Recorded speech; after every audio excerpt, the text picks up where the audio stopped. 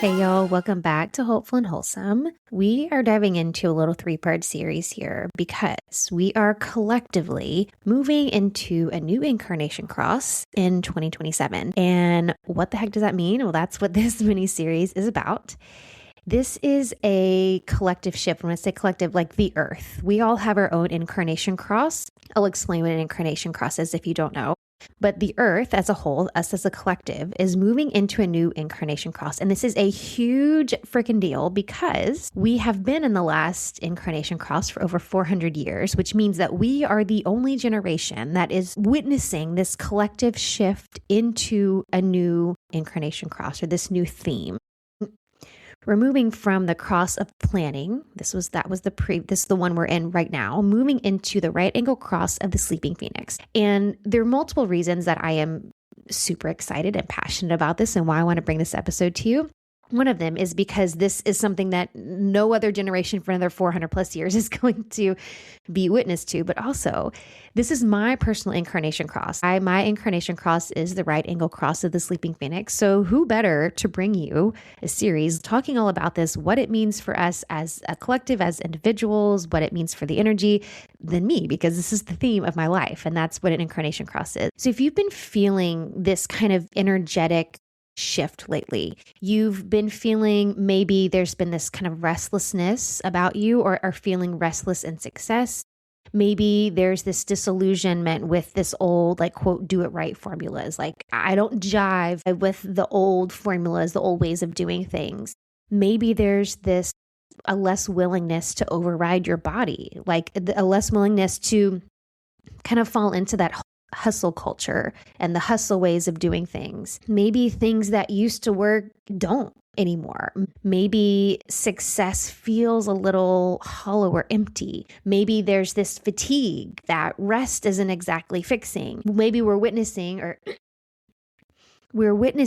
institutions and systems and identities and roles losing credibility right before our eyes. And there's this sense of leaving something behind that maybe we don't even know really what we're leaving behind. It's like, I can't go back. I'm leaving this behind, but I also don't know what's next. There's this feeling of kind of being in this in-between, this void. And I've talked to so many women who have talked to me about this, friends in this space, colleagues, other coaches, entrepreneurs who feel like they're kind of in this liminal space, this kind of in-between that's like, I don't know, like I know I'm leaving something behind, an old identity. I don't know what I'm stepping into, or I'm just kind of caught in this in-between space, like what's next for me? And that's where we are as a collective, because we are leaving one incarnation cross and we're moving into another one. So let me start from the basics here. So let me back up. What is an incarnation cross? We all have one. So if you go and look at your chart, it'll say on your chart what the incarnation cross is. And I have mixed feelings about studying incarnation crosses because, at least from a human design perspective, I feel like looking at it from kind of the gene keys perspective as the pearl sequence can kind of be a little easier to understand. The names of the incarnation crosses feel a little esoteric, a little strange. They don't always make sense, but if you look at them, each piece individually, you can break it down a little easier. An incarnation cross is basically this like core storyline or theme of an individual life. So we all have an individual incarnation cross. And then we as a collective, like the planet also has one. So this is where I'm going to talk about this series is the planet's incarnation cross. So we're talking about the collective storyline that humanity is living inside of. So yes, you have your own incarnation cross. This is your theme of your life. But then we also have a collective one. So you are still going to, while you do have your own, we are still going to be impacted by the energy of the collective incarnation cross, because that is what is building the systems and structures around us. So it's basically like this energetic backdrop that shapes our values and power structures and leadership, survival strategies, and what success looks like. So think of it kind of this operating system that's kind of running in the background. You don't necessarily see it, but it's shaping everything. And as a collective, it's what's shaping our existence on the planet. And that's what is shifting. And we're witnessing it now. We'll talk about this, how we've been seeing evidence of this now. It's been a lead up, but it's really going to hit us in 2027, in February of 2027. So where are we right now? Right now, let's see the old era, but we're still in it right now. Like we won't enter into the new one until 2027, but the old era is going to be the cross of planning. This has been what's shaped us for the past 400 years, and this is what's dissolving. So in the cross of planning, safety was created through institutions. Think marriage as duty, traditional families, careers as identity, community agreements over individuality. So the formula for success in this incarnation cross was discipline and reliability and really self-sacrifice for the group, right? It's all about structures and structures for the collective, like for the whole, that benefit the whole. And the incarnation crosses are built out of 4 gates. And so the 4 gates of the cross of planning, or gene keys, if you want to look at it that way, are 9, 16, 37, and 40. So this was about focus, discipline, skill mastery, repetition, family, agreements, roles, duty, work ethics, providing for the group. That's the energy around all of those gates that make up the cross of planning. So how we interpret this energetically, what it's looked like. And I want to give you a little bit of a history lesson. The history teacher inside me can never leave. It's there forever. I have to bring some history here for you. So the energy around this era prioritized building systems and structures and long-term security, reliability, all about institutions. And it's the era of, think like corporate ladders and traditional family roles and hustle rewarded with stability. Like you work hard, you get XYZ. It's very transactional, right? We know it's safety and stability come from hustling, doing the work, being productive. And it's about, there's this sense of loyalty as survival. So what does this look like? What did this look like in real time? So 1615 was when we entered this. So that was a long freaking time ago. We have been in this cross of planning since 1615. Interestingly enough, that's when people landed on Plymouth Rock here in the Americas. So interesting, right? But humanity entered into this era built on cooperation and systems and long-term agreements, like I said. And so all of this was about stability through structure. So I want to take you on a little history journey here. So we look at like the 16 and 1700s. This was the rise of nation states, right? And formal institutions. So think we saw things like consolidation of governments, formal borders were created. We saw codified laws. We saw centralized authority. And this matters energetically because safety became something that was provided for by systems. Like we got safety because of these systems that were created. Our survival depended on belonging to the right structure, the right systems, right? And individual identity really mattered less than your role in the plan and in the system and the structure. So it wasn't about you as an individual. It was how you played a part in the system as a whole, right? There wasn't a lot of individuality. We're all just kind of like cogs in the wheel of the system, if you will, right? So this is the theme, mirrors the themes of the cross of planning. I mentioned those 4 gates of agreements, loyalty, order, predictability, right? That was it. So then if we move on to like the 1700s and 1800s, we have the Industrial Revolution. This is really good picture of the cross of planning. So what happened in the 1800s, we had factories, assembly lines, time clocks.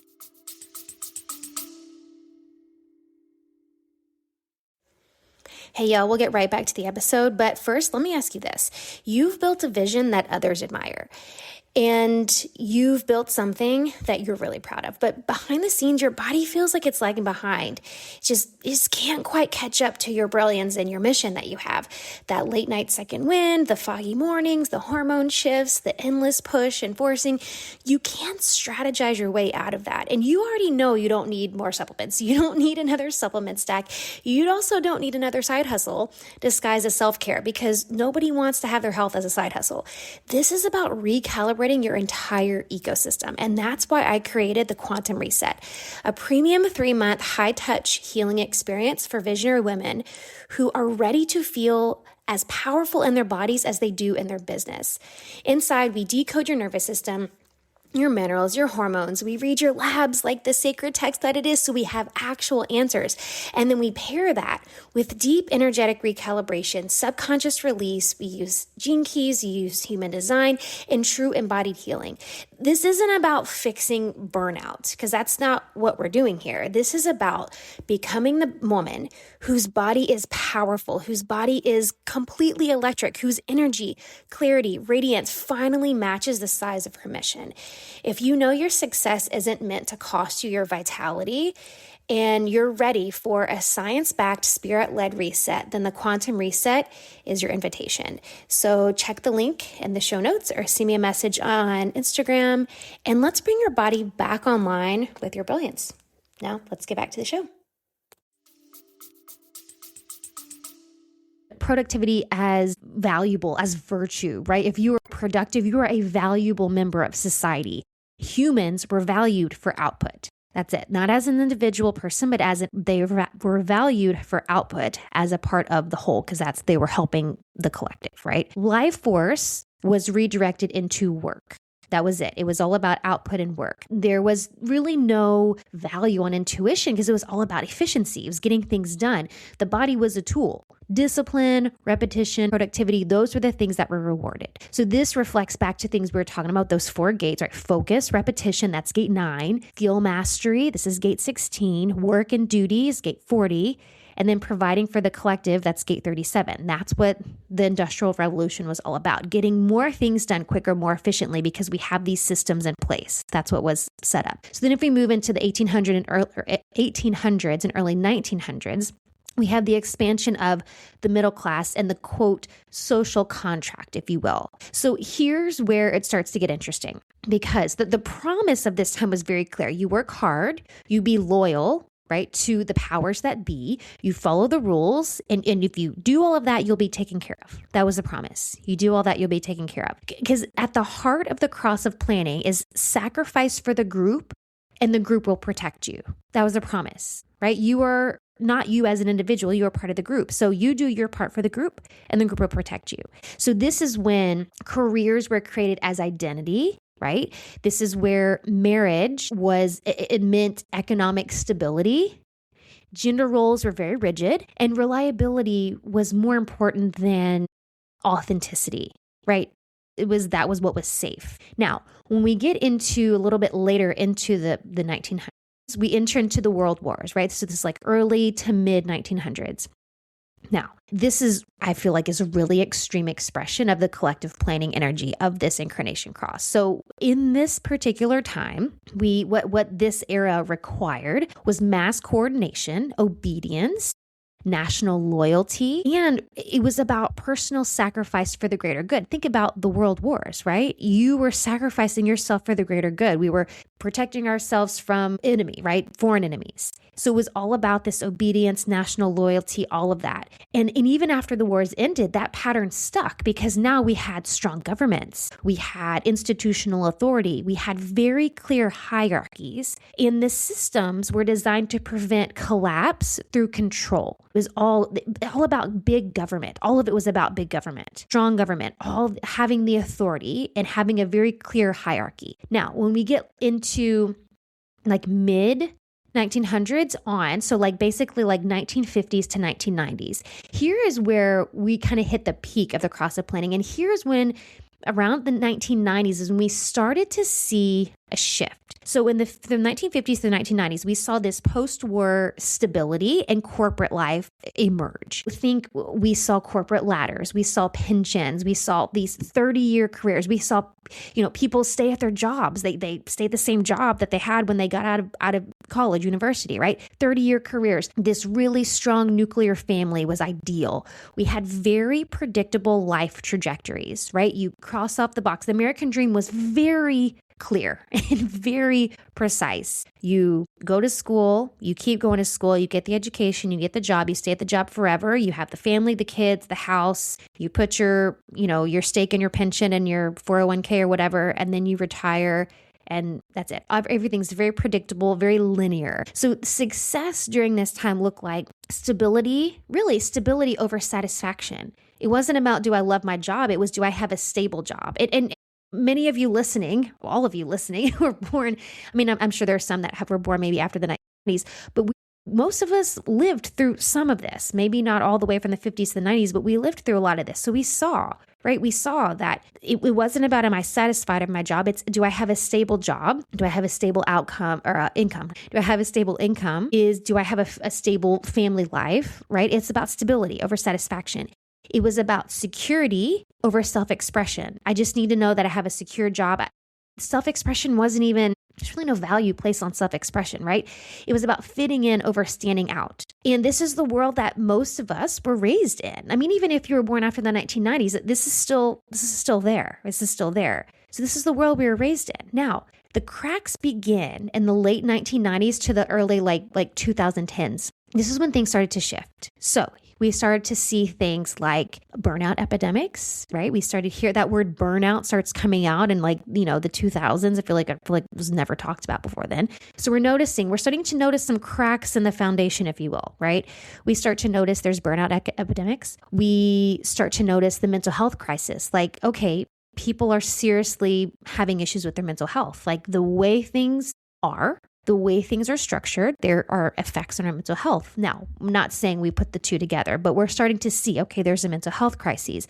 We are starting to notice in this time, there's this disillusionment with authority. Now we're questioning, do we need that much government? Do we need that much power? Do we need that much authority? We start to see corporate mistrust, right? The mask is kind of coming off during this time. Right? We see the rise of chronic illness. We see the collapse of do everything right and you'll be happy, right? Follow the steps, follow this linear path, XYZ, and you'll be happy. We start to see like, hey, hold on, that's actually not the case because I'm following the steps. I'm taking this linear path and I'm not happy, right? I feel burnt out. I'm part of this mental health crisis. We're starting to see this. So energetically, the system stopped delivering what it promised. We're recognizing that safety and security, this is not the most important thing. Bodies started to say no. Bodies started to say, this isn't working. And then old agreements stopped feeling safe, putting all our stake in these structures and systems, all of our faith in these structures and systems, like it no longer feels safe. And so this brings us to where we are now, right? That was like the late 1900s to the 2010s. And we I think 2020 was a huge portal for us, the pandemic, where we saw a huge breakdown of so much of what was built over the last 400 years. Because we started to see, it's not so much a collapse of society, but we started to witness the collapse of a particular way of organizing life, like a particular way of living. And really, this way of organizing life goes back to the cross of planning. The cross of planning depended on predictable energy. It depended on the structures and the systems as safety. That's our mode of safety. It depended on suppressing individuality because it was about the collective, about the whole, not as used. I don't care if you're healthy or happy as an individual. How are you contributing to society, to the collective? And then it emphasized long-term stability through sameness, right? You follow this same path. This is the path that we've laid out before you. You follow this path, you will be stable. That's it. Now, the reason why women, high-achieving women especially, excelled here in this model is because of discipline, responsibility, emotional labor. We're so good at carrying all of those things. Over-functioning, carrying the load for the greater good. We're so good at self-sacrifice. We're carrying the load, emotional load, physical load, all of these things for the greater good. We're good at all of those things. Women, naturally, but those are innate within us. So we excelled here. But here's the problem. Herein lies the problem, is that we excelled here. We fit in great. We can do all of those things. But this is why now we're burning out, because the system trained us to override our bodies in service to the system, to the plan. There was no, let's check in with my body and see how, there was none of that. There's none of that. So we're seeing right now, in real time, the collapse of this system. We're seeing, how many times have we seen over the past, especially in the past few years, collapse of corporations. We're seeing corporate greed laid out in front of us. We're seeing the fall of these big CEOs because of how they're running their business and maybe these dishonest ways of doing business, right? We're seeing the mask is off, right? The veil, we're seeing through the veil here. We're seeing government, right? We're questioning the motives. We're questioning the rules. We're questioning the laws. We're now understanding, hold on, these systems were set into place. I didn't really have a say in how these systems were set up. And maybe I don't agree with everything of how the system is being set up, right? Humans are recognizing that we're no longer willing or able to live that way. That there's this individuality piece that is within us that is recognizing that it's not all about the collective and the system, right? So for over 400 years, we have humanity as a whole organize itself around planning and structure and collective agreements. So in 2027 is the shift. And it's exactly that. It's a shift. It's a different frequency in how we're being asked to lead, right? So we're moving in from this cross of planning and we're moving into the right angle cross of the sleeping phoenix. And this isn't like a switch that goes off. Like the minute it's 2027, and like, oh, everything has changed. Like we're seeing it now in real time. We're seeing foundations fall away. And you can go back. I talked to the Gaussian Day Luna. We talked about this. In a short, much shorter way, much shorter episodes, we talked about this, how we're witnessing all of these things. We're witnessing things like school systems. We're questioning like how the school system is run. There's been this influx of people moving to like, homeschooling and private schooling. Like I want to do things differently, right? We're thinking about even Christianity, right? There's this deconstruction movement where we're questioning what we've been taught and spoon-fed and what do I believe? What really is the truth? It's people searching for their own truth, right? Same thing with government, corporations, laws, questioning what are my beliefs? What is my personal truth? This is the shift. So we're moving into this new incarnation cross. This is our move from planning to presence. I'm going to break all of this down. This move from duty to the system, to the collective, to life force energy, like my own individual life force. It's that sacral energy. Moving from structure, systems, all of that, to sovereignty and individualism, this radical individuality. I'm going to use that term a lot. And we're moving from survival, like survival of the whole, to aliveness. Like I don't want to just survive. I want to feel alive. I want to feel fulfilled. I want to feel this richness in life. That's what we're moving into. So in human design language, 2027 is marking the end of this 400 or so year global theme that was across the planning, and we're stepping into the sleeping phoenix. So the old frequency is built on tribal support, bargains, infrastructure, systems, institutions. It's the deal, like we take care of each other, right? Now we're stepping into this new frequency. It's all about radical individuality. It's less about the system will hold you, and it's more about your inner authority must hold you. Right? So the old tribal collective bargains are no longer the glue that's holding us all together. And I want to say this too, that, and this is true just in life, we don't have to burn the old thing down to step into something new. It's not required. So it's not like I'm going to poo-poo all, the last 400 years. It's not, because it was what was important at the time. We needed these structures and systems set up in place for survival. That's what it was about. So the systems and the structures that were built served their purpose until they didn't, right? Because as we evolve as humans, our collective consciousness evolves, and we recognize that, okay, this doesn't work anymore. It worked for a time. It served its purpose. We created some great things like laws and borders and governments and all of these things. But now we can also recognize that, okay, maybe it wasn't all, because we can play devil's advocate here. There was a lot of really terrible things that happened over the past 400 years with wars and like domestic wars, foreign war, racism, segregation, like Holocaust, like all these things. We could talk about all the terrible things that happened. But the fact remains that these systems and institutions were set up for, collective survival. And these terrible things that happen within that were kind of these marks of us. Okay, it was like areas for us to be able to recognize, okay, what isn't working? What needs to be fixed, for lack of a better word. I feel like there's a better word there, but what needs to be improved, it was kind of step by step, little breadcrumb, moving us into this shift. We're going into this radical individuality of us being able to tune into our inner authority and to recognize what's true for me, what's real for me, right? That's what we're moving into. So in the right angle cross of the sleeping phoenix, where we're moving into, the 4 gates, I'm going to break all of these down in this series that are part of this incarnation cross are gate 34, 20, 55, and 59. Now, the cool thing about this, 2 of these gates are in the same center, and it's in the sacral center. So there's a lot of sacral energy coming out. One of them is in the throat center, and then one of them is in the solar plexus. And I'm going to break all of that down I believe in the next episode, what it means.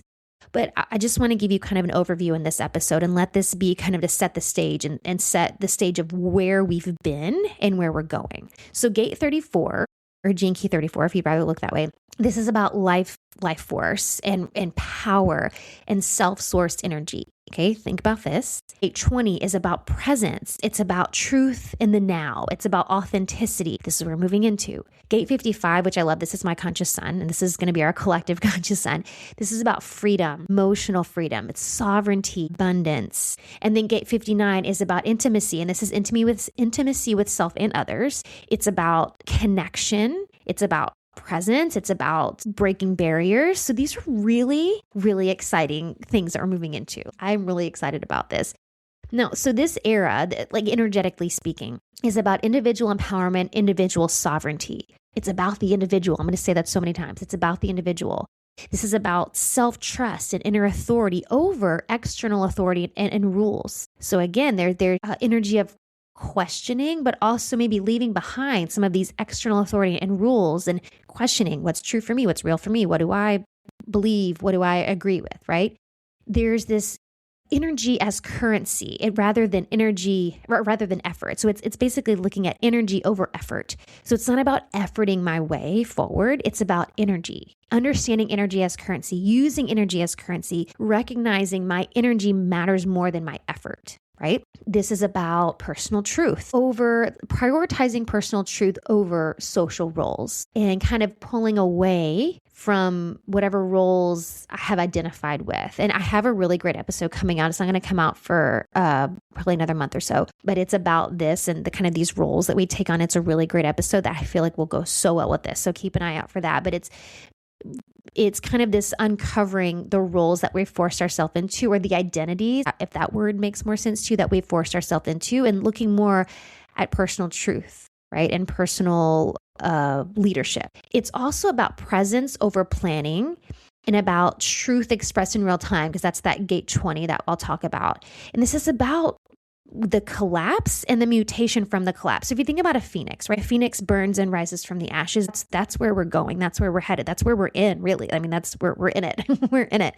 So it's about the collapse and then the mutation from that. This collapse to rebirth to mutation idea. So it's not about the systems anymore. It's not about maintaining the systems or maintaining the structure. The phoenix is here to burn what is no longer alive, what's no longer working for us at an individual level. That's what's really exciting, because we get to determine what's true for us. This is so good. This is so good. So what is actually shifting? Let's talk about this for a second. What's actually shifting as we move into this new era, this new paradigm? Authority is moving inward, right? So far, it's been this external thing where we've looked outside of us for authority and for what am I supposed to do? So it's less trust in institutions. It's more distrust of experts who, especially those who don't live by what they teach. And like I said, we are seeing this. We are seeing this in real time. We are seeing the fall of the influencers, right? That word grifter has been floating around everywhere over the past year, because we're seeing like there's these influencers and people of influence and these quote unquote experts who are seeing like, okay, maybe they haven't really been honest this whole time, and maybe they're changing what they say based on what, so we're seeing this distrust.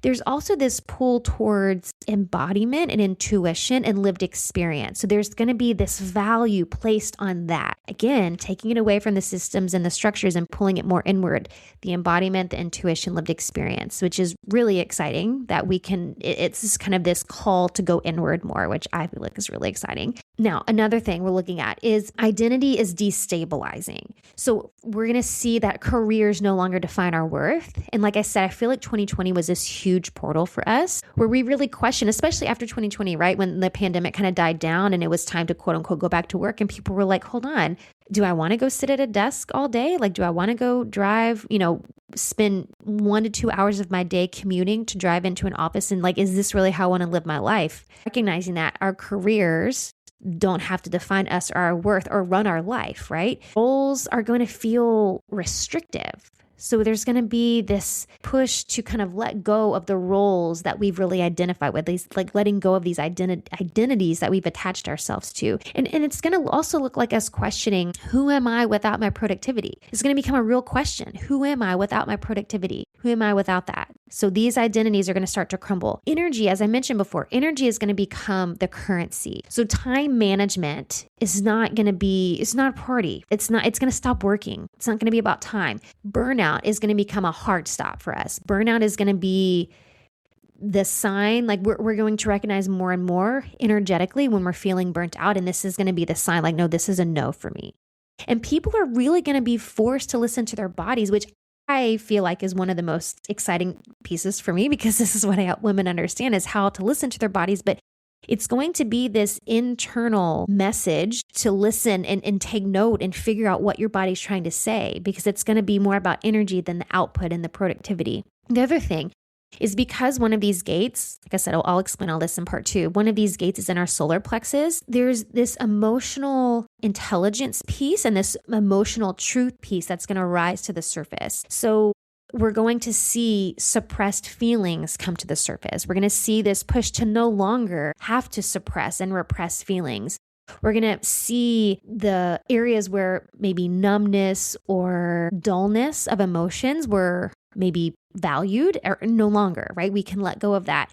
And we're going to recognize that people are going to recognize that they can't bypass their inner world anymore. You can't bypass your emotions anymore.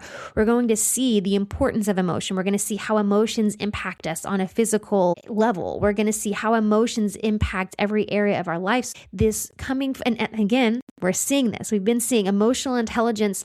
We weren't really talking about this, 30 years ago, like maybe in some circles, but it wasn't as widespread as it is now. There's so many books now and so many thought leaders and experts talking about emotions and emotional intelligence and emotional health and all of these things. Like more and more people are bringing this kind of stuff into their work, because we're recognizing the importance and the value and how much dis-ease has been created because of us suppressing and numbing and dulling and all of these things. So there's this rise of emotional intelligence coming forward. And then the last thing I want to name here is this reorganization of relationships. So there's less tolerance for obligation-based connection.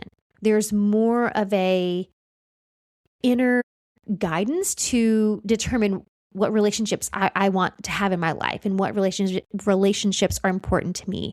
There's more desire for resonance and depth and truth. So it's letting go of these maybe superficial relationships, and superficiality is one part of one of these gene keys that we'll talk about in the next episode.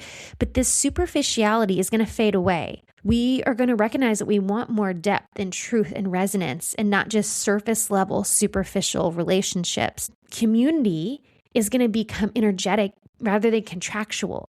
So we're letting go again of these structures and recognizing that I don't have to be a part of this community just because I was born into it, right?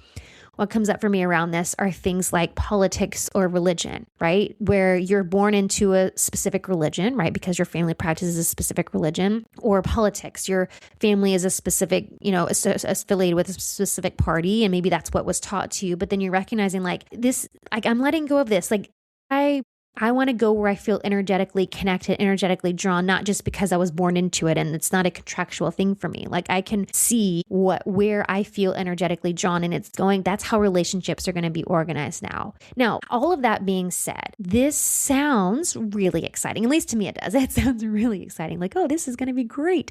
All of these great things are going to happen, and it sounds great. But here's the thing. It's actually a lot more destabilizing than you might think. There's a lot of discomfort here. And if you think about just, the growing and all of that, there's always discomfort when there's growth and there's change. This is a big one though, because we are literally burning. Now we're not getting rid of it because it, like I said before, it got us where we are. But if you think about the phoenix, I'm using the imagery, the metaphor of the phoenix. We are burning this one part, and then this other part's going to rise up. So we're in basically like this death phase. We're not yet in the rebirth. We're in this kind of identity shedding phase. So we're recognizing, and it's just kind of in this liminal space I was talking about, because the old structures don't feel safe and they're dissolving, but they're dissolving faster than the new ones are forming, because we don't have the new structures all set up, right? They're not waiting for us all set up like that. We're in the process of that. So it can feel really destabilizing. It can feel really confusing. It can feel scary, because we're seeing like these old things are fading away, but we don't have the new structure set up yet. So it's like this, we're kind of in this unknown, like I don't really exactly know what's going to happen next. That's kind of where we are. And the thing is, our nervous system doesn't like liminal space. Our nervous system does not like the unknown. The nervous system, the mind especially, wants certainty. It wants clarity. The body wants safety. That's what feels comfortable. And so it can feel really overwhelming being in this liminal space that feels uncertain and unclear. And kind of for those of us who are sensitive to energy and can feel what's happening, we feel that these thoughts around, okay, I can see the old life fading away. Like I can't do life the old way, but I also don't know the new way yet. Like I don't exactly know what it's going to look like yet. And so we have this feeling of shedding these old survival strategies that kept us safe, which can be really scary because we don't really know what's on the other side of that. And this is, I just want to normalize. I want to call it out because I want to normalize it. Because this is why people might feel, you maybe included, might feel anxious without a clear reason. Like, I don't know why I feel this anxiety around. I just feel kind of anxious. You might feel, the word that's coming up for me is untethered. Like, I just feel like I'm just kind of floating out in the ethers, like hanging out in the ethers. I don't know where I'm going, where I'm supposed to be, where I'm supposed to land, like maybe a little ungrounded. You might feel called to slow down, but then you're afraid to. A lot of these things I've been talking about in the podcast about like the slow living and letting go of productivity and all these things, they might feel really resonant for you, but they also might feel really scary to you. This is a sign like you are feeling the energy that we're in. You're feeling the shift that we're coming into. The other thing you might feel too is this resistance. This has been such a big one for me, especially over the past like 6 months, this resistance to being told what to do and how to do things. And I have found that this one has been really, really coming up for me. And especially when it comes to like coaching and mentorship. And I've spent gajillions on coaching and mentorship over the past, maybe probably 10 years. And especially over the past 5. I mean, that's really when I really dove into more like mentorship and coaching. And I just know the past 6 months, especially, I've just really been called to let a lot of it go. I mean, really all of it. I found myself getting frustrated and just feeling, it's almost like I can't put words to the feelings, just feeling kind of and heavy around being told what to do and how to do things. Like I should be doing things this way, knowing that really there is no right or wrong way to do anything. Like you can find a way because anything and everything can work. It's just what's going to work for you, right? And so if you're feeling that resistance to being told what to do, if you're in a space where it's not about like helping you find what works for you, but it's like, hey, do it my way, this way, that's a really good sign. You are feeling this energy of what we're shifting into. And this is what more and more people are going to feel, that there is an individuality to everything, whether we're talking about your health or your business or your life or your relationships or all that. So this being told what to do and this is the way to do things, it's not going to fly. It's not going to fly anymore. It's not going to fly in the new paradigm. So I wanted this episode to give you a place to understand where we're coming from and where we're going, because in the next 2 episodes, I'm going to tell you what it's going to look like really for us, women like us, and how to support yourself through this shift. This shift that we're stepping into is about ending systems that require self-abandonment. That's really the most important piece for me that I want you to get from the next couple of episodes, because so far up to now, that's what it's been about. It's self-abandonment for the sake of the collective, and it doesn't serve us anymore. We're now moving into this space where we can prioritize our individual needs, our individual desires, our individuality, period. So we're ending these systems that require self-abandonment. And for women like us, we've been conditioned, we've been created in this system, the one that requires self-abandonment. So we're really good at it. We can do it with the best of them. We can self-abandon with the best of them. And this is what is leading to so much of the burnout and the dissatisfaction in life and business and the ways of doing things, the ways of being, is this self-abandonment piece and this lack of attention to the individual and to the individual desires and to the individual life force. That's what we're moving into, which I find so freaking exciting. Because I want you to look at it this way, because I know sometimes we talk about this, it can sound like, oh, we're moving into this really selfish time where it's all about the individual. And it's not about that. It's not about that at all. When we're looking at the individual, especially from a human design perspective, I talk to my clients about this all the time. When we're looking at things from this way, when we are abandoning ourselves, it also doesn't serve anyone else, because it is sucking the life force energy out of us. So we don't have as much life force energy to give to others, to give to the collective. So we're moving into a space where it's no longer having to sacrifice yourself for the collective, but you're able to serve yourself and support yourself for the sake of the collective. Because and when I say serve, I mean service to yourself, not like, you know what I'm saying? Being in service to yourself and supporting yourself for the sake of the collective. It's that whole, I hate saying this because it sounds so dumb, but until I come up with a better analogy, I'm going to say it anyway. It's the whole like putting your oxygen mask on first thing, that whole metaphor that we talk about for taking care of yourself first. It's that, because you can't help anyone else when you're abandoning yourself. You can't help anyone else when you are not prioritizing your life force energy, your desires, your individual needs. So this is what we're moving into. It's not about being selfish. And of course, you can say that if you want, because I also have really mixed feelings about that word selfish. But it's not about like, forget about everybody else, I'm just going to focus on me. It's not about that. It's about understanding that supporting me, being in service to me, having an intimate relationship with me, and everything that comes with that, that is what is best for the collective. That is how I support my life force energy. And that is how I can use my life force energy to change the world. Like for me, this is what legacies are made of. When we start from this place, letting go of the self-abandonment, loving, supporting you, your desires, and letting that lead you forward. All of this, stepping into this in this new era, this Phoenix era, if you will, requires self-trust and embodied leadership. It also involves a regulated nervous system to be able to hold all of that.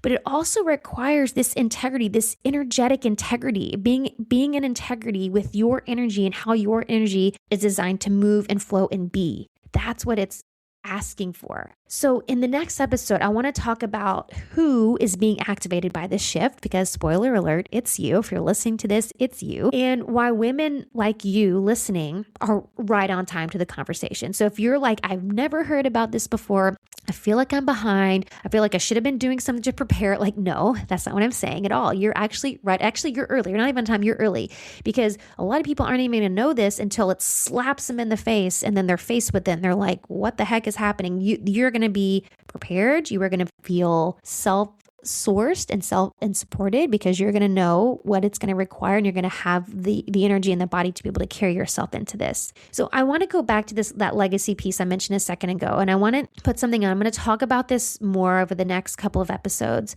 But if you feel like what I'm talking about right now in this episode is helping you kind of make sense of why the world feels like it's unraveling, I think we can all agree that we're just like witnessing being in the middle of the biggest dumpster fire ever. And we are seeing old systems, old timelines, old identities are just kind of dissolving or falling away, or just maybe feel a little brittle right now. Like we're feeling like things are unraveling and getting a little stale, right? There is a way to move through this era with clarity and steadiness and this ease and flow. And I have created this 12-week group container called Legacy for women who feel this 2027 shift already unfolding. What I'm saying feels resonant in your body. Like maybe I didn't know it until you said it, but while you're saying it, I get it. Like it's not this abstract idea, but this is something I feel in my body and my energy and my work. Like you're feeling it. You're feeling the shift. Maybe you're in that liminal in-between space. You're in the void where you're recognizing like, okay, there's these pieces falling away, but then there's also these pieces I haven't stepped into yet. And like, maybe I don't exactly know what it's going to look like. Maybe you're in that space. I've created this program for you. So inside this program, Legacy, it's 12 weeks. We're going to start by orienting you to your place in this shift. We're going to look at how this collective transition is uniquely impacting your human design, your gene keys, your nervous system, your leadership style, how it's impacting you. It's so that you're not trying to navigate this global paradigm shift with outdated strategies, with outdated personal strategies, right? We're leaving the old behind. So I don't want you to bring the old strategies with you. I want you to have these new strategies with you to take into this new paradigm, into this new shift. And so this space is for women who want to understand why the old ways of building success no longer feel viable. They no longer feel like it works for me. Like this is like a big turnoff. It's for you who want to understand how your body is responding before your mind catches up, and how to become internally resourced as the external world reorganizes. How can you be internally resourced and self-sourced as maybe the world is crashing down around you, but you know, like, I got me in mine. We're good. We're okay. That's for the woman who this is for. So if this is kind of getting you fired up and you're feeling like a pull, legacy is built for you. And legacy is built for the women who sense that they're meant to lead through this shift, not skate around it, but you're meant to go headfirst through it. And that this shift that we're moving into is you building your legacy. Like, you know that the shift that we're stepping into, this 2027 shift, that something is being shifted inside of you that is you building your legacy. For me, that's what legacy is about. And that's why I'm calling, and that's why I created this. That's why I'm calling it legacy, is because as we're leaving these old ways of being behind, we're stepping into these new ways of being. That's all about self-leadership, embodiment, self-sovereignty. That, to me, for how I want to lead and impact women's lives, that's what I want for you, because that's how you create a legacy. You don't create a legacy by following other people's systems and structures. You create a legacy when you are self-sourced, when you are self-led, when you are sovereign within yourself. That's how you create a legacy, because other women see that, and that's how they create a legacy for themselves. It's this ripple effect. And that's how I see this working. When you understand you, when you move, when you tell yourself to move, when you create a life on purpose, intentionally, because you are so present with yourself and everything that's going on around you, that's how you create a legacy. That's what this program is for. I want to gather a group of women who are ready to build a legacy for themselves. If you have kids, if you don't have kids, for the women who come after you, whether they're related to you or not, that's what we're doing right now. We need women right now, where we are in the world, in society. We need women now to step up. We need women who are ready to be leaders, to step into their own inner authority and to claim their own inner truth for themselves, to help other women do the same. And that's what this is for. This collective shift, I know you've been feeling the energy of this shift. I know you have, because you're listening to this, and I know you're a self-aware woman and you're a soul-led woman listening to this. And there's just more and more is going to come out over the next year. I mean, we're literally like a year out. It's going to be basically a year. I think it's February 14th, 2027 is the exact date that we shift into the incarnation cross. So we're like a year out, right? And as the time I'm recording this, it's about a year and a few days out, right? We are here. And you are witnessing it in real time. And so if legacy is important for you, and when I say legacy, it doesn't have to be, I feel like we can look at legacy in so many different ways. For me, the legacy for us as women is really just leaving the world in a better place than when we found it. That's what it is. And for me, it goes back to this deep understanding and knowing of yourself, this deep understanding of knowing of your inner truth, your own personal truth, letting that lead your life and living a life so authentically that it's the ease and the flow and the abundance just flows to you, and everyone else around you can see it. It's that ripple effect. Everyone else around you can see it, witness it, they're a part of it, and then they get to go do the same because of you. That's legacy. So I'm going to get off my soapbox for this one. And if you want information, I have it in the show notes, and I'll talk more about it over the next couple of episodes. But in the next 2 episodes, I'm going to dive into what this shift means, what this paradigm shift means for women like us, right? How it's going to shift how we see ourselves and how we're living and all of that.